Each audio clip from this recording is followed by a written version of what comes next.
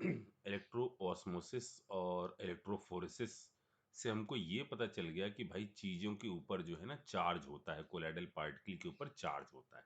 ठीक। अब हम कहानी को थोड़ा सा और आगे बढ़ाते हैं कि कॉज ऑफ इलेक्ट्रिकल चार्ज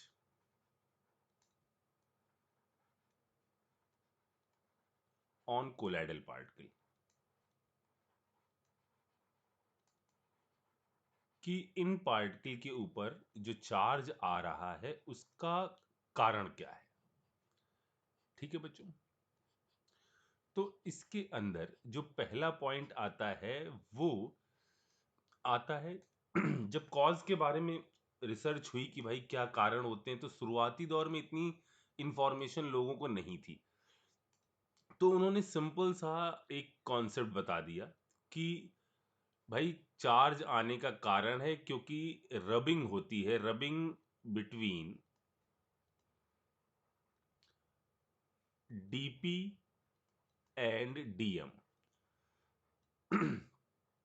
पहला जो उन्होंने थ्योरी दी या कॉज दिया उसने कहा कि हो सकता है, जब रिसर्च इतनी ज्यादा नहीं हुई थी तो उन्होंने कहा कि कुछ नहीं, चार्ज इस कारण से, क्योंकि चार्ज तो आता है, इसको तो एक्सप्लेन करना था। तो उन्होंने कहा इस कारण से चार्ज आता है क्योंकि लगातार रबिंग होती रहती है, डीपी और डीएम के पार्टिकल एक दूसरे से रगड़ते रहते हैं, इस कारण से ये चार्ज प्रोड्यूस होता है। ठीक है। हालांकि इसका कोई खास एक्सप्लेनेशन वो दे नहीं पाए। ठीक है। थोड़ा सा और समय जब आगे निकला तो अगली बात कही गई कि भाई जो भी आप कोलाइडल सॉल्यूशन बना रहे हो, खास तौर से वो कोलाइडल सॉल्यूशन जो आपका फॉर्म होते हैं डिसइंटीग्रेशन के दौरान, यानी जिसमें आप मेटल के कोलाइडल सॉल्यूशन बनाते हो, याद है आपको, जिसमें कीमतें बढ़ती हैं, पढ़ो पंडित, ये वाली चीजें आती थी। ठीक है। तो दूसरा उन्होंने कॉज बताया due to trapping of electron. हालांकि चीज मैंने पहले बोली थी आपको, इसी प्रोसेस के दौरान मैंने बोली थी। ठीक है। तो देखो बच्चों, ये कॉन्सेप्ट क्या कहता है कि जो भी आप मेटल के बारे में बात कर रहे हो, जो इस तरह से डिसइंटीग्रेशन करके आपने बनाई है, यानी डिसइंटीग्रेशन करके मतलब जो आर्क मेथड के दौरान आपने जो भी कोलाइडल सॉल्यूशन प्रोड्यूस किए हैं आर्क मेथड लगाकर, उन्होंने कहा इस मेथड में होता क्या है। इस मेथड में आपने कॉपर की एक रॉड ली, मान लीजिए। ठीक है। इस कॉपर की रॉड में ये हैं आपके कॉपर के एटम। ठीक। और ये घूम रहा है इसके चारों तरफ इलेक्ट्रॉनिक सी, पूरे मेटेलिक जो क्रिस्टल होते हैं, लैटिस होते हैं, वो ऐसे ही होते हैं, हर जगह इलेक्ट्रॉन घूम रहे होते हैं पूरे में। कोई मेटल आप ऑब्जर्व करोगे यही होगा। ठीक है। इन्होंने कहा कि होता क्या है जब आप इसको बहुत हाई पोटेंशियल लगाकर इसको डिसइंटीग्रेट करके छोटे भागों में लाते हो ना, ऐसे ऐसे करके कई सारे पार्टिकल आप इससे तोड़कर निकालते हो, पहले एटॉमिक लेवल पर, फिर वो कंबाइन होकर कुछ ये चीजें बनाते हैं। तो यहां मौजूद इलेक्ट्रॉन जो है वो भी इधर रॉड पर भी रहते हैं, और कुछ इलेक्ट्रॉनों को लगता है ये तो अपने ही तो है। ठीक है। अपने तो अपने होते हैं। तो यहां जो इलेक्ट्रॉन है ना वो इस रॉड से कुछ किस्में चले आते हैं, इस एटम को देखकर सॉल्यूशन में भी आ जाते हैं और इनको चारों तरफ से घेर लेते हैं, जैसे उनको लगता था कि यही तो हैं जो मेटल में मौजूद होते हैं। ठीक है ना। देखो बेटा, साइंस जो है ना कई सारी जगहों पर ऑब्जर्वेशन बेस होती है। यहां पर निगेटिवली चार्ज है तो इसके बारे में अब सोचा गया कि क्या हो रहा होगा। तो ये हो रहा होगा कि जो धर्मपाल जी ने पिक्चर बनाई है अपने तो अपने होते हैं, वो ऐसा नहीं कि ऑर्गेनिक के लिए वैलिड है, वो आपकी वैलिड है इनऑर्गेनिक के लिए भी, फिजिकल के लिए भी। ठीक है ना। तो ये जो है इनको चारों तरफ से आके घेर लेते हैं, जिनसे इस टाइप के कोलाइडल पार्टिकल पर कौन सा चार्ज आता है, निगेटिव। ठीक है। और ये अपने तो अपने होते हैं का कॉन्सेप्ट यहां तक ही सिमटा हुआ नहीं है ये आगे भी एप्लीकेबल है, जरा देखना। जैसा कि हमने कहा ना, साइंस बिल्कुल कई सारी चीजों को ऑब्जर्व करके ही पता करा गया है। जैसे आपने मैं फिजिक्स में पढ़ा है Q1 Q2 upon are square, कैसे? तो उसका सिर्फ क्या है, ऑब्जर्वेशन बेस्ड चीजें चल रही हैं। वैसे अगली बात सुनो, अगली कहानी है सेलेक्टिव एड्सॉर्प्शन की। सेलेक्टिव एब्जॉर्प्शन, इसके अंदर दो चीजें पढ़ेंगी, selective absorption and dissociation of DM.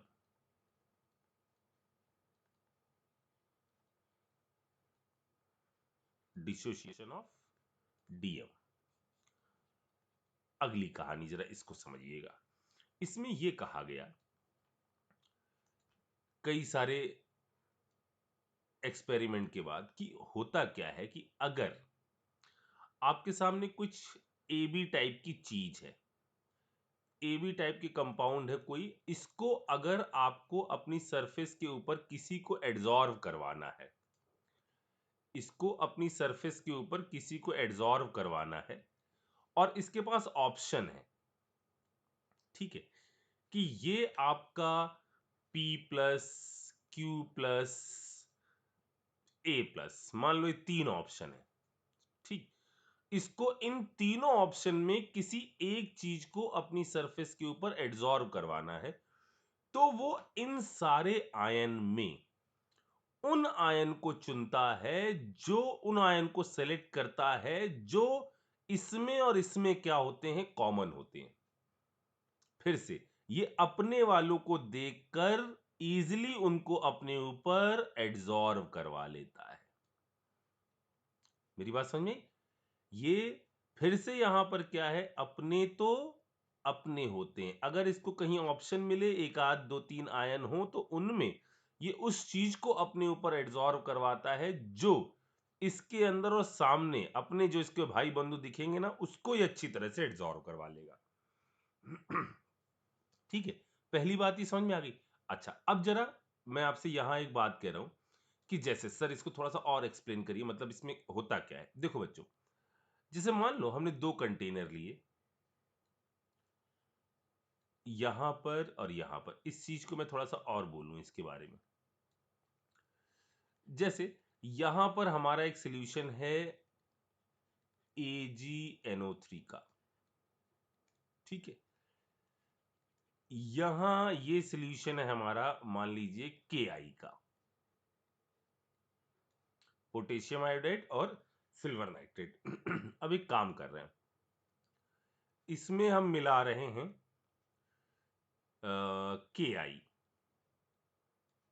Ki का कुछ अमाउंट इसके अंदर मिला रहे हैं, इसके अंदर हम कुछ अमाउंट मिला रहे हैं AgNO3 का।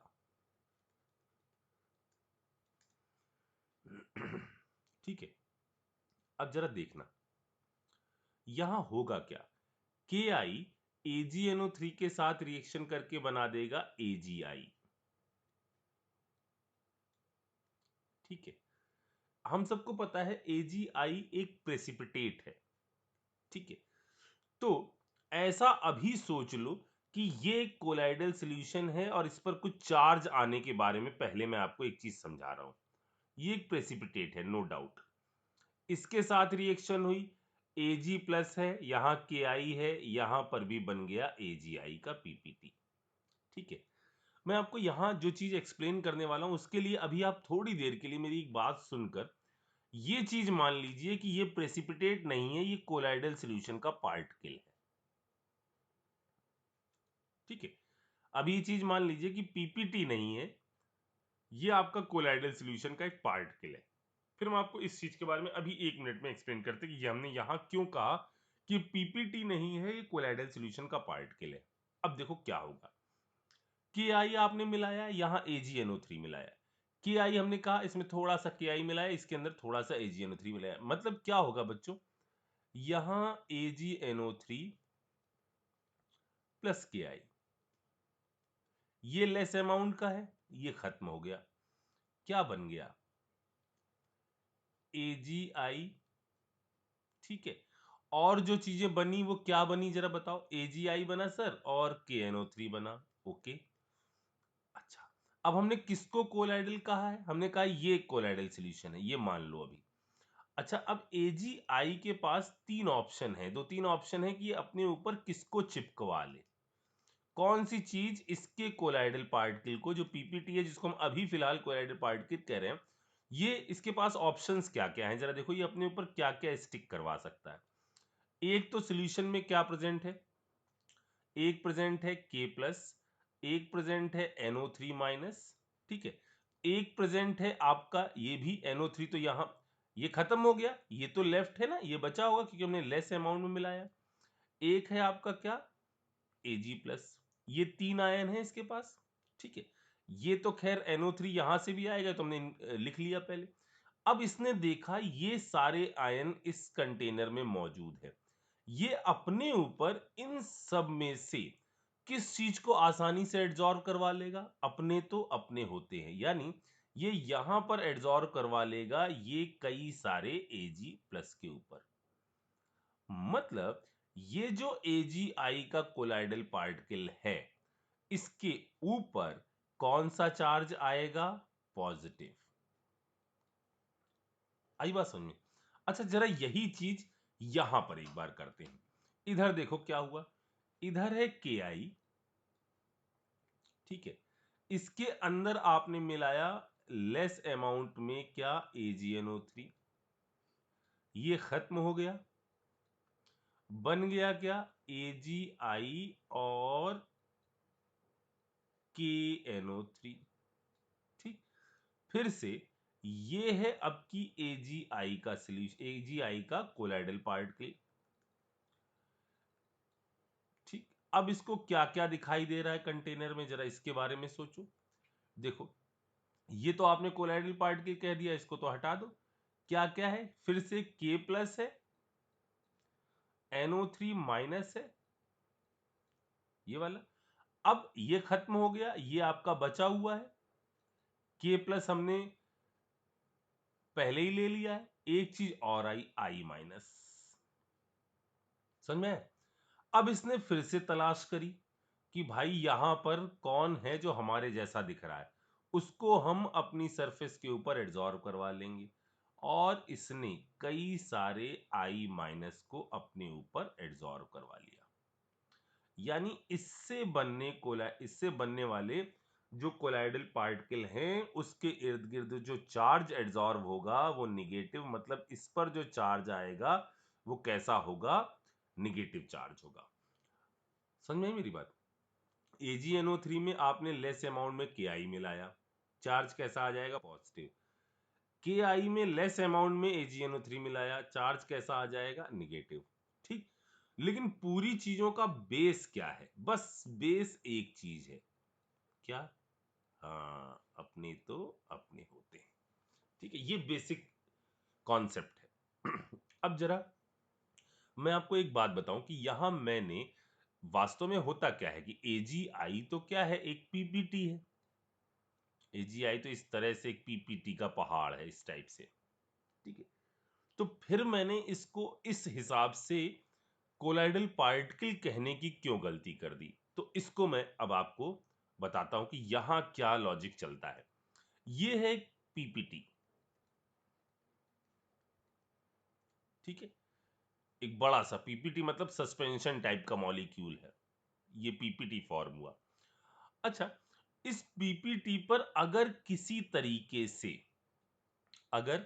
इस पीपीटी पर किसी तरीके से कोई भी टाइप का चार्ज आकर एड्सॉर्ब हो जाए, अगर इस पीपीटी पर किसी तरीके से कोई भी चार्ज आकर एड्सॉर्ब हो जाए, जैसे मान लेते हैं कि इस पीपीटी पर किसी मेथड से आपका आकर जुड़ गए खूब सारे पॉजिटिव चार्ज, खूब सारे पॉजिटिव चार्ज इस पर चारों तरफ से आकर जुड़ गए। अब देखो बच्चों यहां क्या होगा, इस जगह होगा क्या, ये एक प्रोसेस चल रही है बहुत इंपॉर्टेंट, इसको जरा ध्यान दीजिएगा। खूब सारे जो यहां पर पॉजिटिव चार्ज आकर इस पीपीटी पर एड्सॉर्ब हो गए ना, बहुत सारे, ये क्या करते हैं थोड़ी देर बाद, एक दूसरे को क्या करते हैं, रिपेल करते हैं। चिपके रहते हैं किसके साथ, पीपीटी के साथ, लेकिन एक दूसरे को क्या करते हैं, बहुत तेजी से रिपेल करते हैं। इस रिपल्शन की बदौलत, जैसे आपको याद है कि जब आपका मिशेल फॉर्म हुआ था तो कई सारे O- वाले क्यों इस चीज को लेकर बाहर चले गए थे? क्योंकि वो बहुत तेजी से हिलते डुलते रहते थे। ये हिलते डुलते क्यों थे? रिपल्शन के कारण। यही चीज यहां पर होती है। ये खूब सारे चार्ज जो इससे स्टिक रहते हैं ना, बिल्कुल ऐसे ही समझ लो कि खूब सारे चार्ज इस पीपीटी पर स्टिक हैं। ये खूब सारे पॉजिटिव चार्ज इससे स्टिक हो गए हैं। जब ये हिलेंगे और डुलेंगे ना, तो इस चीज को धड़ाम से छोटे छोटे पार्टिकल में तोड़ देंगे।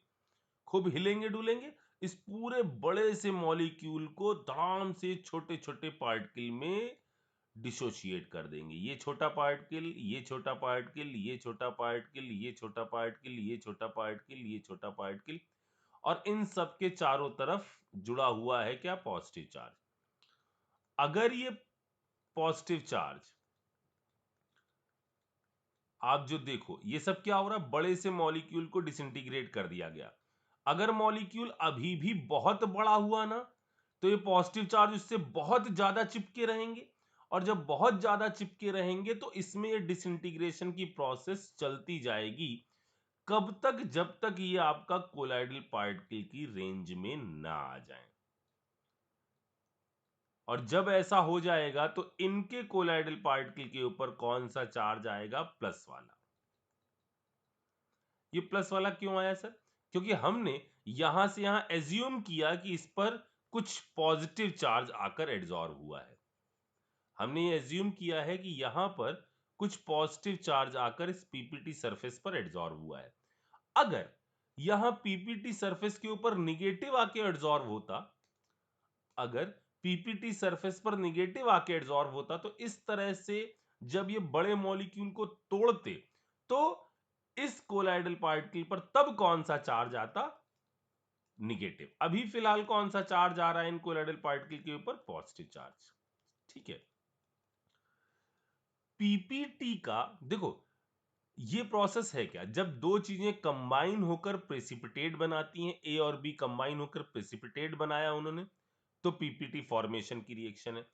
प्रेसिपिटेट टूटकर जब इस तरह से कोलाइडल पार्टिकल बनाता है, तो इस प्रोसेस को बोला जाता है, ये जो मैंने यहां लिखी है इसको मैं नोट करके लिख देता हूं, नोट। ये जो प्रोसेस कहलाती है, ये कहलाती है पेप्टाइजेशन।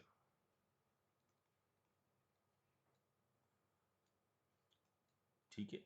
कोई पूछे आपको पेप्टाइजेशन क्या प्यूरिफिकेशन की प्रोसेस है? नहीं, पेप्टाइजेशन कोलाइडल पार्टिकल बनाने की प्रोसेस है। ठीक है। अब जरा देखो, नो डाउट कि ये जो होगा ना, ये जो हमने बनाया ये पीपीटी ही होगा। लेकिन जब इस पीपीटी की सरफेस पर खूब सारे कौन से, यहां कौन से एड्सॉर्ब हुए हैं? Positive charge. ठीक। तो ये इन पॉजिटिव चार्ज के एड्सॉर्प्शन के कारण क्या हो जाएगा? टूट जाएगा, और इसका जो कोलाइडल पार्टिकल बनेगा उस पर कौन सा चार्ज आएगा? पॉजिटिव। सिमिलरली नो डाउट यहां पर जो प्रेसिपिटेट होगा उस पर कौन सा चार्ज आएगा? निगेटिव। अभी ये पीपीटी है, लेकिन ये पीपीटी थोड़ी देर बाद डिसइंटीग्रेट हो जाएगा, और इनके पार्टिकल के ऊपर जो चार्ज आएगा वो चार्ज इस केस में आएगा निगेटिव। ठीक, ऐसे बना दे रहे हैं, चारों तरफ से सराउंडेड रहता है। इतनी बात समझ में आ गई? अच्छा, यहां मैं कहानी को थोड़ा सा और एक्सटेंड करता हूं, जरा देखना बच्चों। हमने ऊपर दो हेडिंग लिखी हुई हैं, selective adsorption and dissociation of DM. ठीक। अब जरा याद करिए डबल डिकम्पोजिशन वाली रिएक्शन, AS2O3 और Sb2O3, ये वाली रिएक्शन। ठीक है। इस रिएक्शन में अब क्या करते थे, आप इसकी रिएक्शन H2S के साथ करवाते थे, चीजें डबल डिकम्पोज होती थी, ये भी टूटता था, ये भी टूटता था, और यहां फॉर्मेशन हो जाता था, ये बन जाता था अगर ऊपर वाला लिया, ये यदि आपने ऊपर वाला लिया, और ये बन जाता था यदि आपने नीचे वाला लिया। ठीक है। अच्छा, अब जरा देखो, इनके अंदर भी चार्ज, अब ये क्या है, ये भी पहले क्या है, ये जो सल्फाइड है ना, ये पहले पीपीटी है, लेकिन यहां पर भी चार्ज आता है, और चार्ज आने का कारण यहां पर दूसरी बात है।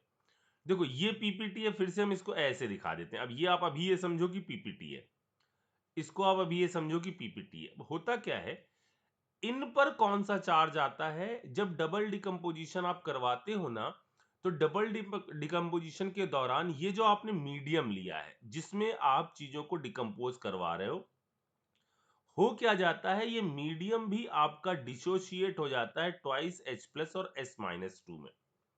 इनके बन गए क्या, कोलाइडल सॉल्यूशन।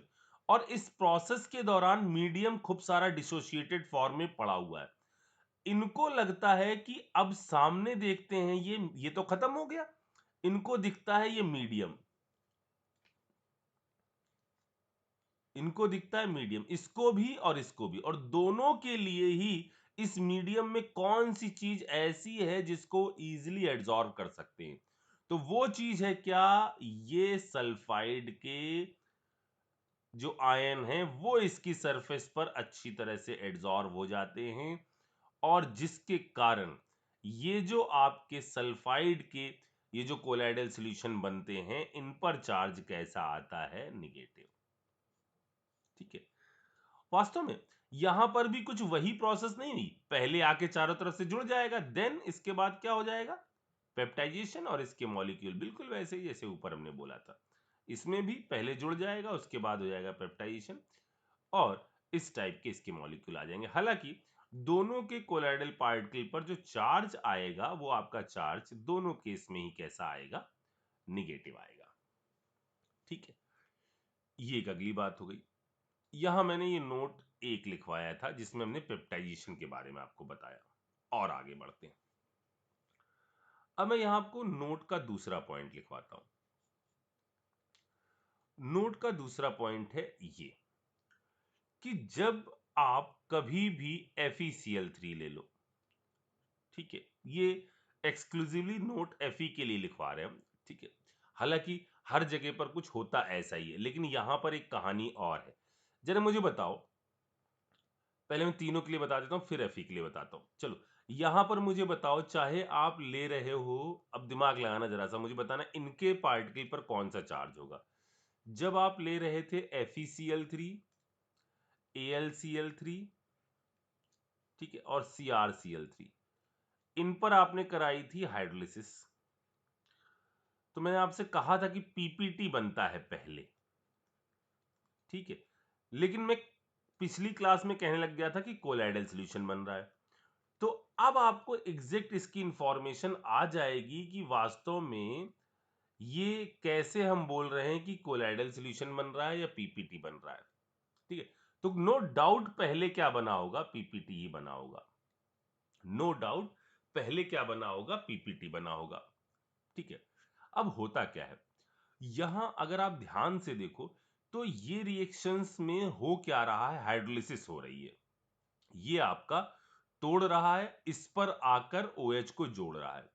हाइड्रोलिसिस बहुत ज्यादा अच्छी रिएक्शन नहीं, बहुत ज्यादा फॉरवर्ड डायरेक्शन में जाने वाली रिएक्शन नहीं है, मतलब जो आपने FeAl और ये जो चीजें ली हैं, ये ऐसा नहीं होगा कि पूरी की पूरी रिएक्शन से फॉरवर्ड बहुत आराम से चली आए, ठीक है, ये उतनी अच्छी फॉरवर्ड नहीं आ रही होंगी। सर लेकिन हमने तो ये पढ़ा था कि जहां प्रेसिपिटेट बनता है वो रिएक्शन जो है वो बहुत अच्छी फॉरवर्ड आ जाती है, बनता है, लेकिन ये प्रेसिपिटेट जो है ना, इनमें भी क्या चीज होती है, KSP का ऑर्डर होता है, मे बी ये बहुत ज्यादा टूट रहा हो, मतलब ये जो पीपीटी फॉर्म हुआ है ना, इनमें भी क्या होता है कि जैसे क्या हुआ, एक सेकंड में इसको थोड़ा सा और एक्सप्लेन करता हूं। जैसे क्या हुआ कि इसके अंदर आपने वाटर मिलाया, FeCl3 के अंदर आपने वाटर मिलाया, ठीक है,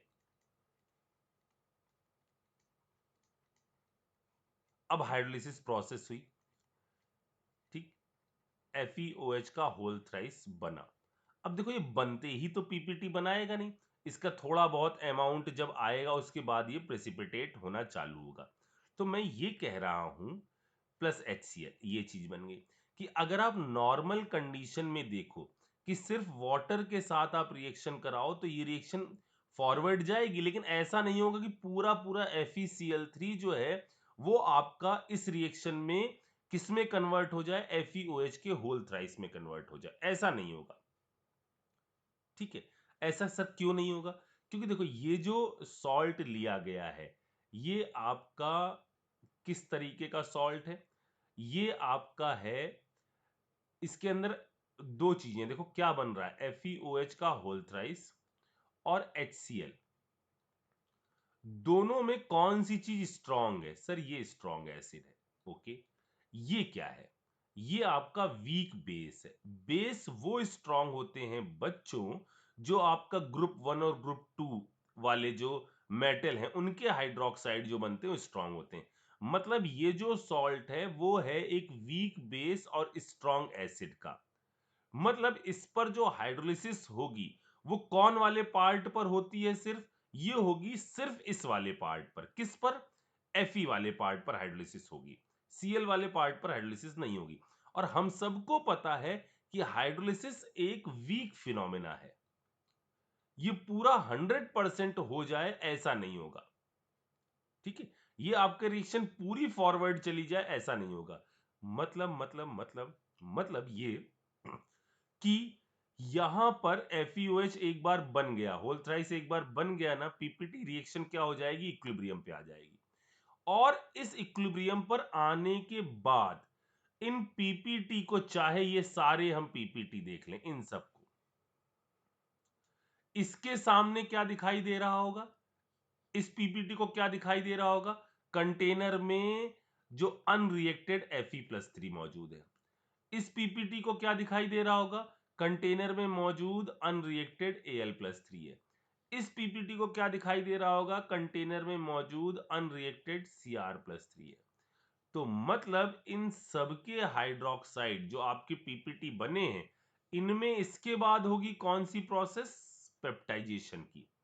सब पीपीटी पर आकर रिस्पेक्टिवली पॉजिटिव चार्ज वाली चीजें जुड़ेंगी और इनको फिर से छोटे छोटे छोटे छोटे छोटे छोटे छोटे छोटे पार्टिकल में तोड़ देंगी और जिन पार्टिकल पर कौन सा चार्ज होगा?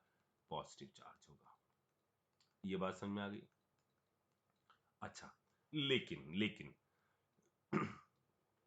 यदि हम FeCl3 का होल थ्राइस ले लें और इसके साथ रिएक्शन कराएं बेस की, NaOH की, ठीक, अब NaOH जो है ना वो वाटर जैसा काम नहीं करेगा, ये तो आपका भयंकर हाइड्रोलिसिस करवाएगा, क्योंकि यहां हाइड्रोलिसिस नहीं हो रही, यहां आप एक तरह से ये समझिए कि सब्स्टिट्यूशन हो रहा है। तो ये आपका जब आप लोगे ना तो इस पर रिएक्शन करके खूब सारा अटैक करेगा और सबके सबको हटाकर ये बना लेगा, प्लस क्या बन जाएगा? HCl। ठीक, इसमें आपको NaOH जो लेना पड़ेगा वो ठीक ठाक अमाउंट का लेना पड़ेगा, मतलब जो इसको सबके सबको यहां पहुंचा दे। सबके सबको यहां पहुंचाने के बाद ये बना नो डाउट क्या चीज? उसी तरह का कोलाइडल सॉल्यूशन जैसा पहले बना था। ठीक, खूब सारा लिया गया, खूब सारे को यहां इसने पहुंचा दिया। अब इसके बाद क्या होगा? ये बचा रहेगा अनरिएक्टेड, कौन सा? NaOH। तो ये NaOH का OH माइनस अब की आपका इसकी सरफेस पर एड्सॉर्ब हो जाएगा, जिस कारण से ये आपका कैसा चार्ज हो जाएगा? Negatively charge. सर ये वाली बात एक बार बता दो फिर से। देखो, मैं आपसे ये कह रहा हूं कि इस चीज को जरा दिमाग में सेट करो कि जब आप बात करते हो FeCl3 के, और ये कहानी आपको सिर्फ FeCl3 के लिए याद रखनी है क्योंकि बाकियों के लिए मेंशन नहीं है। ठीक है, तो ये FeCl3 के लिए आपको याद रखनी है कि यदि FeCl3 पर, ठीक है, आपने रिएक्शन कराई हॉट वाटर की या आपने इसका कोलाइडल सॉल्यूशन बनाने की कोशिश करी बेसिक मीडियम में NaOH के साथ, ठीक है, तो इसका कोलाइडल पार्टिकल क्या बनेगा? देखो, पहले इसमें बनेगा FeOH का होल थ्राइस। ऐसे लिखा जा सकता है बच्चों, या ये चीज ऐसे लिखी जा सकती है, Fe2O3.XH2। किसी भी फॉर्मूले को ऐसे लिखा जा सकता है, जैसे ये जो है ना, ये जो हमने नीचे रिप्रेजेंटेशन किया है, ये आपकी हाइड्रेटेड फॉर्म है। इसके अंदर हमने वाटर मॉलिक्यूल को अलग से दिखाया है। जैसे यहां मान लो हमने ये कह दिया होता कि ये कंपाउंड ऐसा है 2, तो इसको लिखने का तरीका ये हो सकता है ना, इसके अंदर आपने एक्स्ट्रा पानी दिखाया नहीं है, इसके अंदर आप एक्स्ट्रा वाटर दिखा रहे हो। जैसे ये है, इसको हम कैसे लिख सकते हैं? ऐसे लिख सकते हैं, देखो Fe2O3 डॉट, कितने H2O आ गए? ये आ गए 2 3, यानी 3H2O आ गए। तो ऐसे लिख लो तो ये एनहाइड्रस फॉर्म की तरह है, और ऐसे लिख दो तो ये हाइड्रेटेड फॉर्म आपने दिखा दी है, OH के साथ दिखा दिया है। ठीक है ना? कुल मिलाकर दोनों चीजें एक ही है। एक में आपने इससे अटैच्ड वाटर को सेपरेटली डील कर लिया है, और एक में आपने इससे अटैच्ड वाटर को या OH को ऐसे दिखाया है। तो ये दोनों चीजें आपकी फॉर्म होती हैं पहले यहां पर। दोनों चीजें का मतलब चाहे ऐसे लिख लो चाहे ऐसे।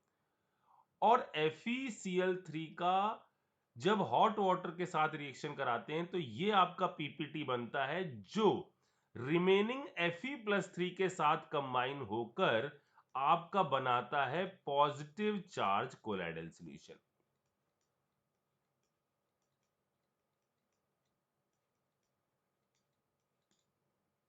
यहां पर क्या है, पहले तो यही बनेगा, पहले तो इसी टाइप की चीज बनेगी।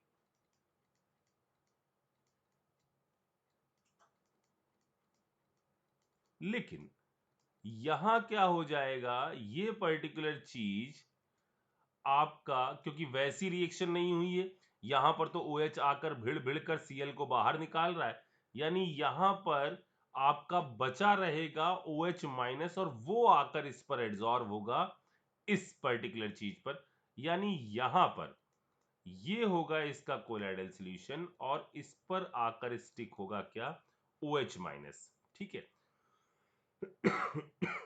तो इसका चार्ज कैसा होगा, निगेटिव। ठीक है। लेकिन कोई पूछे इन जनरल मेटल हाइड्रोक्साइड पर कौन सा चार्ज होता है, तो ऊपर वाली चीज जो हमने ये पढ़ी है कि वाटर आता है, और इन जनरल मेटल हाइड्रोक्साइड पर कौन सा चार्ज होता है, पॉजिटिव चार्ज होता है, अगर कोई इंफॉर्मेशन नहीं है। तो इन जनरल मेटल हाइड्रोक्साइड जो होते हैं उन पर आपका चार्ज होता है पॉजिटिव। इतनी बात समझ में आ गई? बस ये लास्ट पॉइंट, ये कुछ इंपॉर्टेंट चीजें हैं। जैसे SnO2 का कोलाइडल सॉल्यूशन है, SnO2 का एक कोलाइडल सॉल्यूशन है। ठीक है। इस SnO2 के कोलाइडल सॉल्यूशन पर, SnO2 का एक कोलाइडल मतलब मेटल ऑक्साइड भी कोलाइडल सॉल्यूशन बनाते हैं, तो SnO2 का कोलाइडल सॉल्यूशन होता है। इस कोलाइडल सॉल्यूशन को जब हम HCl के साथ लेते हैं, और जब हम इसको NaOH के साथ लेते हैं, इसका मतलब क्या सर, मतलब कोलाइडल सॉल्यूशन बना हुआ है कहीं पर, उसके अंदर आप हल्का सा HCl मिला दीजिए तो इस पर चार्ज कुछ और हो जाता है, और NaOH मिला दीजिए तो इस पर चार्ज कुछ और हो जाता है। HCl मिलाने पर क्या होता है, कोलाइडल सॉल्यूशन के कुछ पार्टिकल किस में कन्वर्ट हो जाते हैं, HCl के साथ रिएक्शन करने पर Sn, और इसके साथ रिएक्शन करने पर कुछ मॉलिक्यूल किस में कन्वर्ट हो जाते हैं, Sn+4 में। क्योंकि देखो यहां एसिड बेस ही रिएक्शन होगी, ये आपका एसिड है, ये आपका मेटल का ऑक्साइड है, एसिड बेस रिएक्शन हो गई, सॉल्ट बना। कौन सा सॉल्ट, SnCl4 बना, यानी Sn+4 बना, जो आपका इस कोलाइडल पार्टिकल पर, किस कोलाइडल पार्टिकल पर, SnO2 पर आकर चिपक जाएगा, जिस कारण से SnO2 इन एसिडिक मीडियम कैसा चार्ज हो जाता है, पॉजिटिव चार्ज। ये कौन सी चीज आकर इसके ऊपर चिपकी है बच्चों, ये आपका चिपका है Sn+4। ठीक है। बेसिक मीडियम में ये इसको कन्वर्ट कर देता है SnO3-2 में।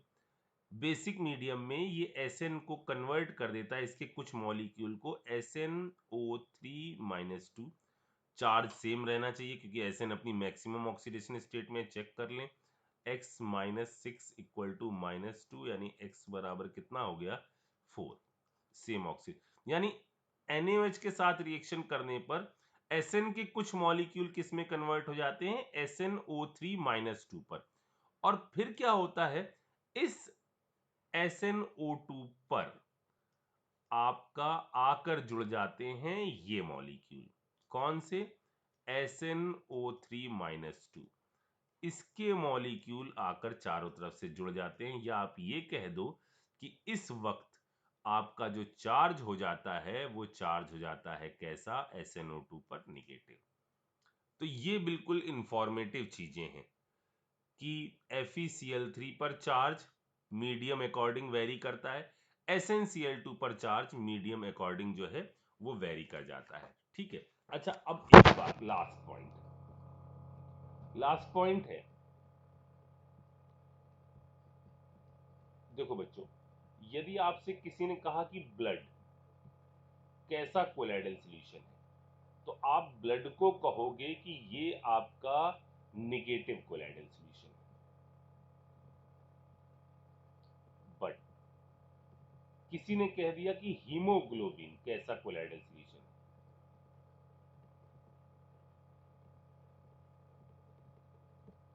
हीमोग्लोबिन कैसा कोलाइडल सॉल्यूशन है, तो इसको आप कहोगे कि ये आपका पॉजिटिव चार्ज कोलाइडल सॉल्यूशन है। ठीक है। एनसीईआरटी में दोनों चीजें एक साथ मेंशन है, हीमोग्लोबिन और ब्लड। लेकिन अगर स्पेसिफाई कर दिया गया कि ब्लड पर कौन सा चार्ज है और हीमोग्लोबिन पर कौन सा चार्ज है, तो याद रखिएगा ब्लड पर निगेटिव चार्ज होता है और हीमोग्लोबिन आपका पॉजिटिव।